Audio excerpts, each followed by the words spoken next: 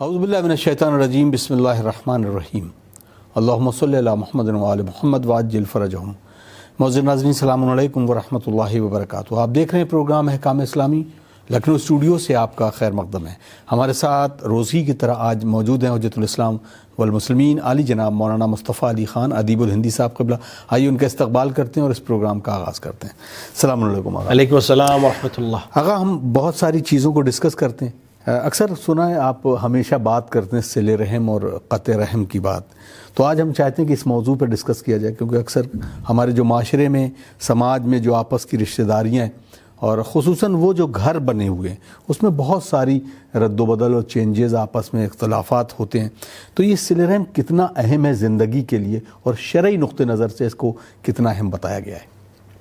اعوذ باللہ من الشیطان الرجیم بسم اللہ الرحمن الرحیم الحمد للہ رب العالمین وصلی اللہ علی سیدنا محمد وعلیہ الطیبین الطاہرین۔ دیکھیں، کچھ چیزیں ایسی ہوتی ہیں کہ اگر اس کے لیے شرعی حکم نہ بھی ہو تب بھی عقل آ کر اس کو تسلیم کرتی ہے۔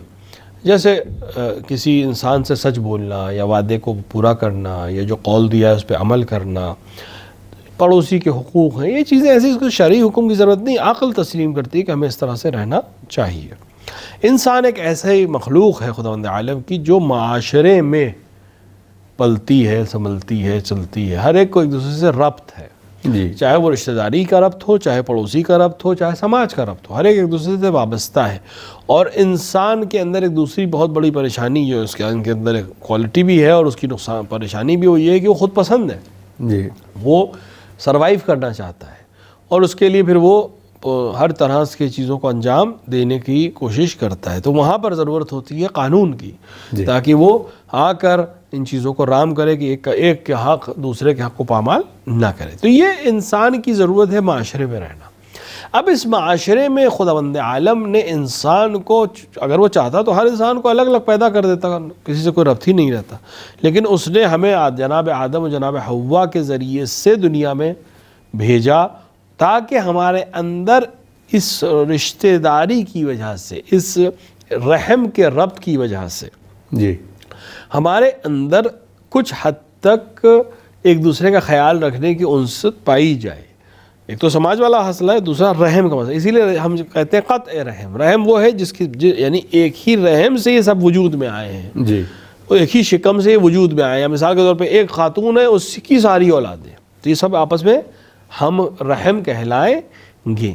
تو شریعت نے بھی آ کر ان چیزوں کو پسند کیا ہے اور اس نے منع کیا کہ آپس میں قطع رحم نہ کرو، یعنی آپس کے اندر جو رشتہ دار ہو ایک دوسرے سے رابطے کو ختم نہ کرو، صلہ رحم کرو، ایک دوسرے کے ساتھ اچھائی کے ساتھ پیش ہو۔ صلہ رحم صرف یہ نہیں کہ ہم پیسے دیں، ایک سلام بھی صلہ رحم ہے، عیادت کو جانا بھی صلہ رحم ہے، ایسے ہی ملنے چلے گئے صلہ رحم ہے، خیریت پوچھ لی صلہ رحم ہے، افطار پہ بلا لیا، دعوت دے دی، سب صلہ رحم ہے۔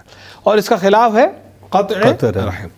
تو قطع رحم کرنے کو شریعت نے منع کیا، حتیٰ حرام کا لفظ استعمال کیا ہے قطع رحم کے لیے، اور دونوں چیزوں میں کچھ اثرات رکھے خداوند عالم نے۔ یعنی اگر انسان صلہ رحم کرے تو اس کی عمر اضافی ہوتی ہے، صلہ رحم کرے تو اللہ اس کے رزق میں برکت دیتا ہے، صلہ رحم کرے تو اللہ اس کے گناہوں کو بخش دیتا ہے۔ اور اسی کا برعکس ہے، اگر انسان قطع رحم کرے تو اس کی عمر کم ہو جائے گی، اس کے مال میں برکت ختم ہو جائے گی اور خداوند عالم اس سے سختی کے ساتھ حساب کتاب کرے گا۔ لہٰذا انسان کو اس کا خیال رکھنا چاہیے۔ البتہ اس کے مختلف مراحل ہیں، کہاں صلہ رحم ہے، کہاں پر صلہ رحم کا حکم نہیں ہے۔ مثال کے طور پر ایک شخص ہے، آپ کا رشتہ دار ہے، لیکن کھلے ہوئے فسق و فجور میں مبتلا ہے، آپ اس کو امر بالمعروف بھی کر چکے، نہی عن المنکر بھی کر چکے، اخلاق کے ساتھ سمجھا بھی چکے، لیکن اب آپ کا اگر اس کے ساتھ رابطہ رہے گا تو نہ صرف یہ کہ آپ کو نقصان کرے گا، اس کی بھی تائید سمجھی جائے گی۔ تو ایسے پھر صلہ رحم یہاں پر نہیں ہے۔ وہاں پر ہے جہاں آپ کا صلہ رحم کرنا اس کے گناہوں کا سبب نہ بنے، اس کی مدد نہ بنے گناہ کرنے میں، تو یہاں پر اس سے رابطہ، لیکن وہاں پر رابطہ ختم کرنا بھی اس طرح سے نہ ہو کہ بالکل قطع کر دیں، اس حد تک رکھیں کہ سلام علیک رہے، بولو آپ کا جانا آنا تائید بن جاتا ہو تو جانا نہ رکھیں.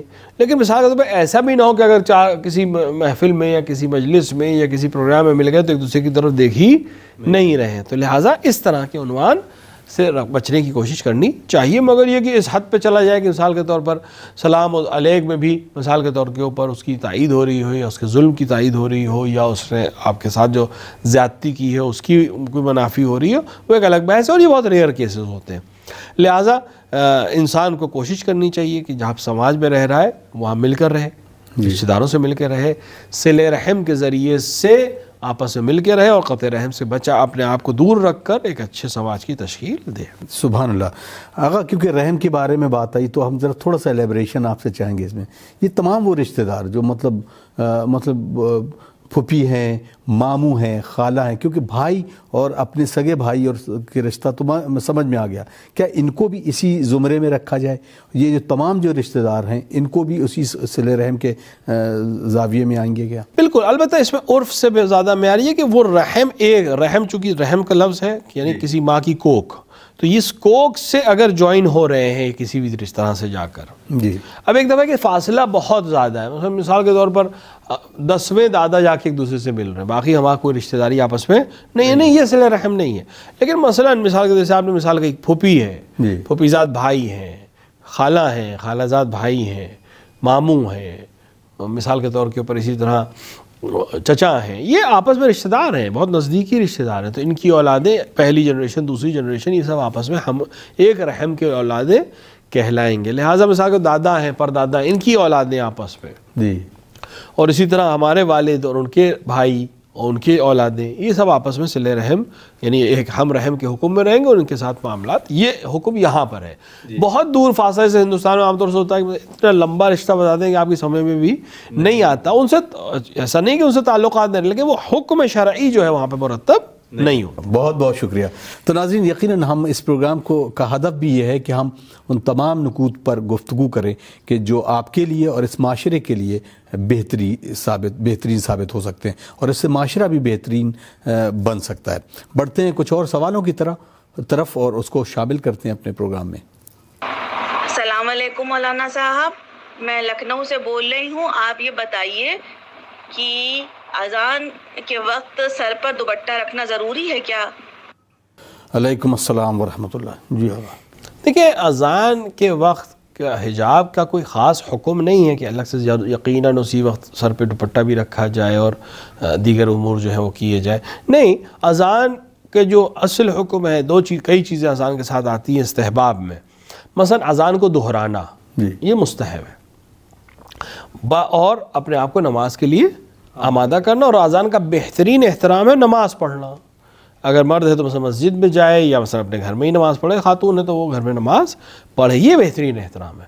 لیکن مثلا اذان ہو رہی ہے اور ہم سر پہ دوپٹہ تو اوڑھ لیں لیکن مثال کے طور کے اوپر غیبت جو کر رہے تھے وہی کرتے رہیں, یا جو باتیں کر رہے تھے وہی کرتے رہیں, یا جس کام میں مشغول تھے دنیاوی اسی میں مشغول رہیں, تو یہ کوئی احترام نہیں ہوا. ممکن ہے کسی عرف میں اس کو احترام مانا جاتا ہو تو اس کو کرنے میں کوئی حرج نہیں, لیکن شرعی کوئی عنوان نہیں ہے کہ اگر نہیں اوڑھا تو حرام کر دیا, اوڑھ لیا تو کوئی واجب ادا ہو گیا. نہیں, احترام اگر سمجھا جاتا ہے اس کو کرنے میں کوئی حرج نہیں ہے. لیکن اصل احترام نماز کا کیا, اذان کا کیا ہے؟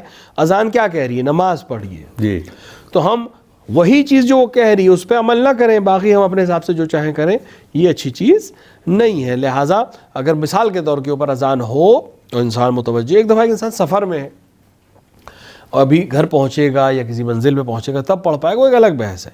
لیکن اگر گھر میں ہے, اذان کی آواز باقاعدہ سن رہا ہے اور متوجہ بھی اتنا متوجہ کہ سر کو ڈھانک رہی ہے مثلا خاتون, لیکن وہ نماز کے لیے نہیں جا رہی ہے, تو یہ کوئی احترام نہیں ہے. بہترین احترام یہ ہے کہ ہم نماز کو قائم کریں اور خدا کو یاد کریں. جزاک اللہ.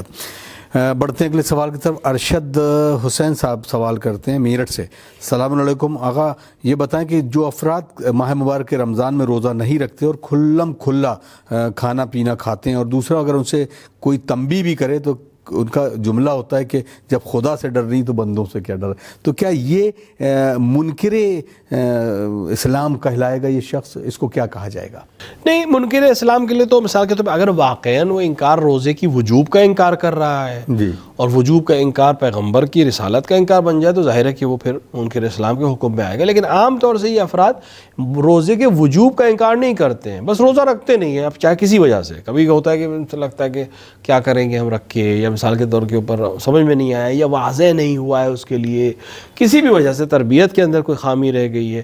وہ اس کا منکر نہیں کہ روزہ واجب ہے یا خدا کا وجود نہیں ہے یا پیغمبر نہیں آئے تھے یا انبیاء نہیں آئے تھے, نہیں. مثال کے طور پہ نماز پڑھتا ہے یا کبھی کو پڑھتا ہے کبھی نہیں پڑھتا, روزہ کبھی کبھی رکھ بھی لیتا ہے مثلاً, یا مجالس سید الشہداء علیہ السلام میں شرکت کرتا ہے, امام حسین کو مانتا ہے, اہل بیت کو مانتا ہے, جب عبادت کی بات آتی ہے تو اس طرح سے فرار کرتا ہے, تو اس کو ہم مرتد یا خارج از دین تو نہیں کہہ سکتے. ہاں عبادات میں یہ کوتاہی کرتا ہے, تو اب اس انسان کو ضرورت ہے کہ ہم اس کو اس طرح سے سمجھائیں کہ جس طرح سے اس کی سمجھ میں آ جائے. لیکن یہ جملہ کہ جب خدا سے فریض نہیں ہے تو بندوں سے کیا فریض, یہ جملہ خلاف آداب اسلامی بھی ہے اور آداب معاشرت بھی ہے. بہت سی چیزیں ایسی ہیں کہ جو خدا کو دکھائی دیتی ہیں لیکن ہم بندوں کے سامنے انجام نہیں دیتے ہیں. مثال کے طور پر انسان اپنے گھر میں جیسے بھی چاہے رہے لیکن باہر نہیں رہ سکتا, جبکہ خدا اس کو گھر کے اندر بھی دیکھ رہا ہے. تو خدا سے پرہیز کی وجہ سے ہم باہر پرہیز نہ کریں, ایسا نہیں ہے. خدا کو ہر چیز کو دیکھنے والا ہے, لیکن آپ باہر یہ کام انجام نہیں دے سکتے.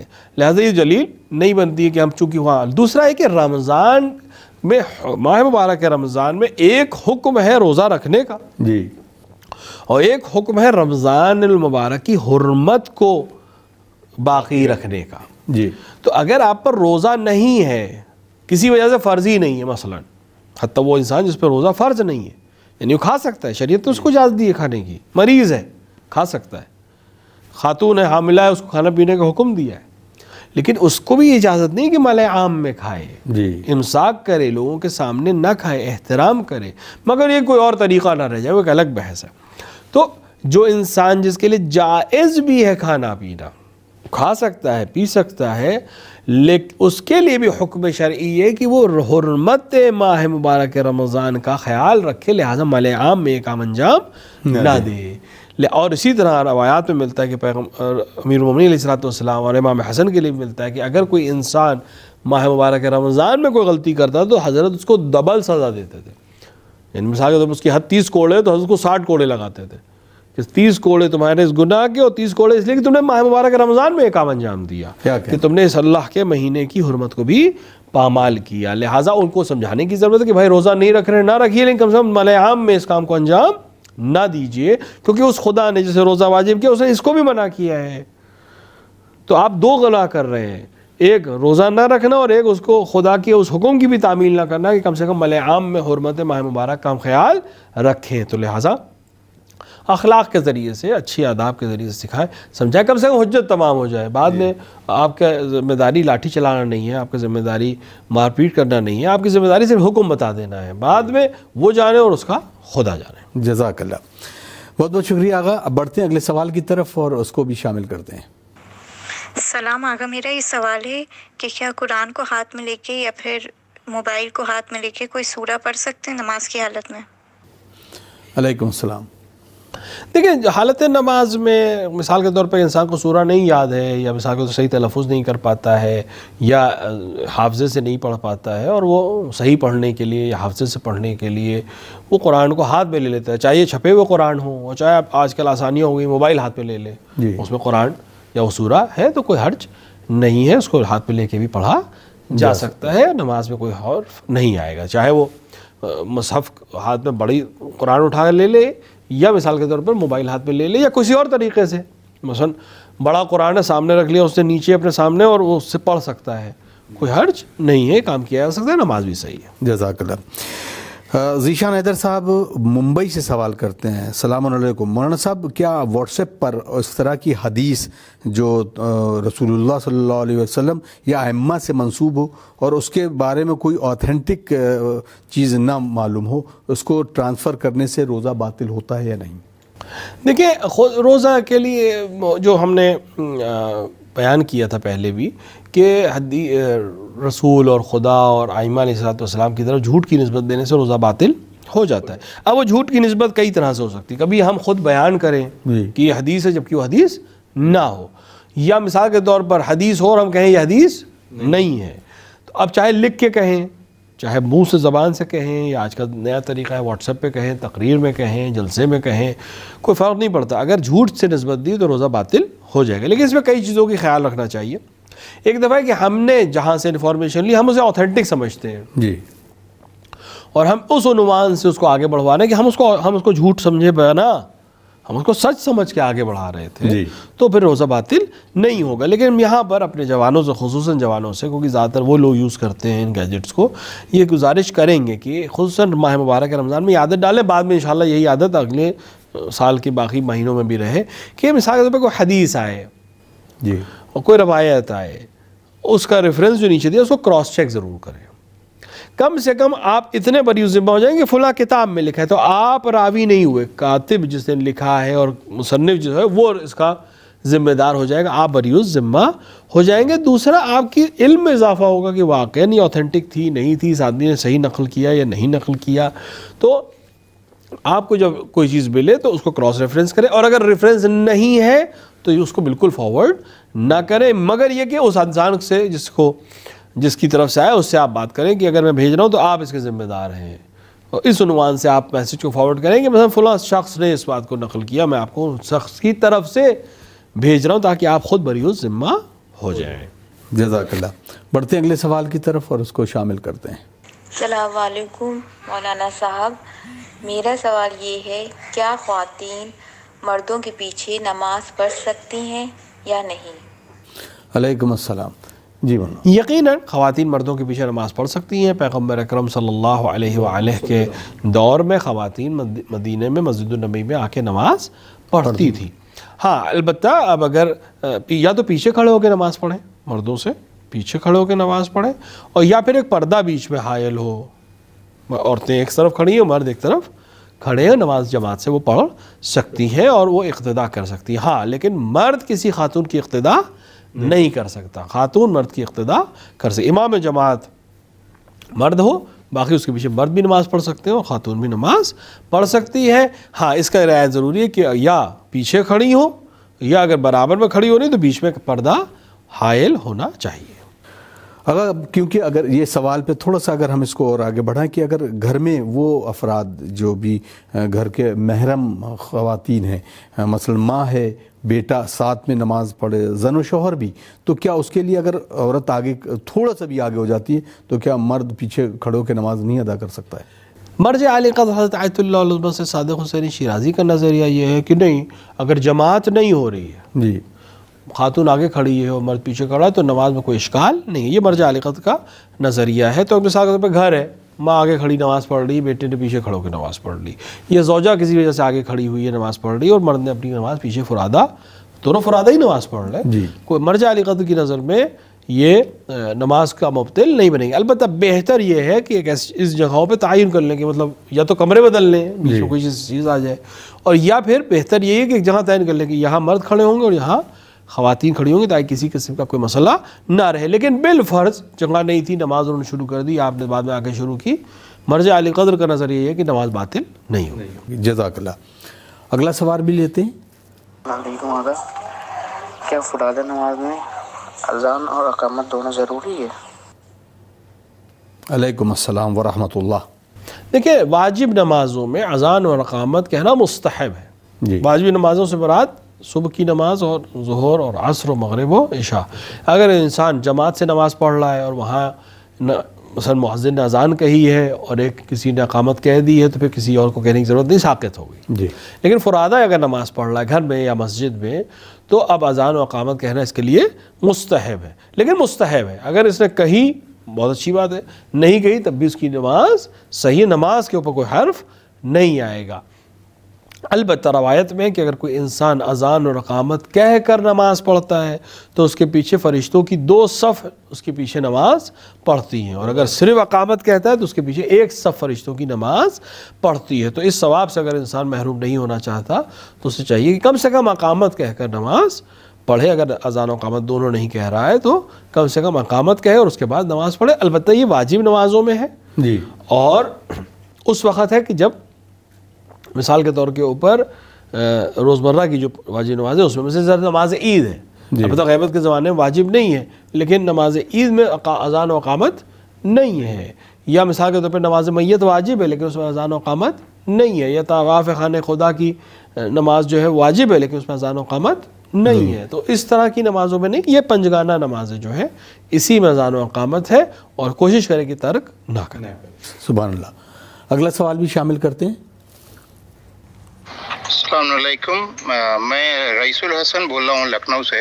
جناب میرا سوال یہ ہے کہ میں پچھلے 1.5 سال سے ہمارے جب سے والد صاحب کا انتقال ہوا ہے، میں روزی سے تھوڑا سا تنگ ہوں۔ روزی ملتی ہے اور لیکن وہ کچھ پروجیکٹس وغیرہ ہمارا ایسا ہو جاتا ہے کہ وہ کنٹینیو نہیں رہ پاتا ہے۔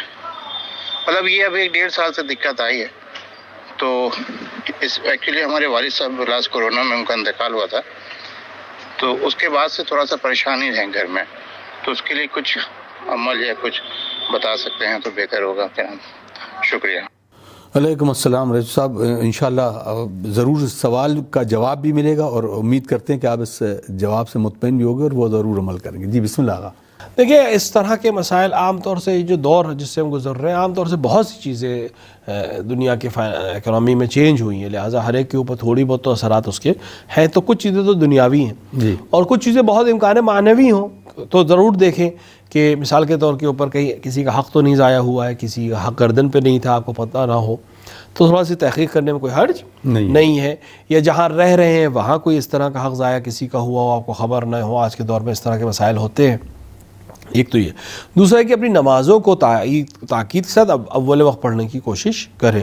انسان نماز صبح نہیں پڑھ رہا ہے اور دعا کرے، کوئی فائدہ نہیں ہے۔ ظہرین اپنے وقت پہ پڑھ رہا ہے، مغربین جب رات تھک کے آ رہا ہے تب پڑھ رہا ہے۔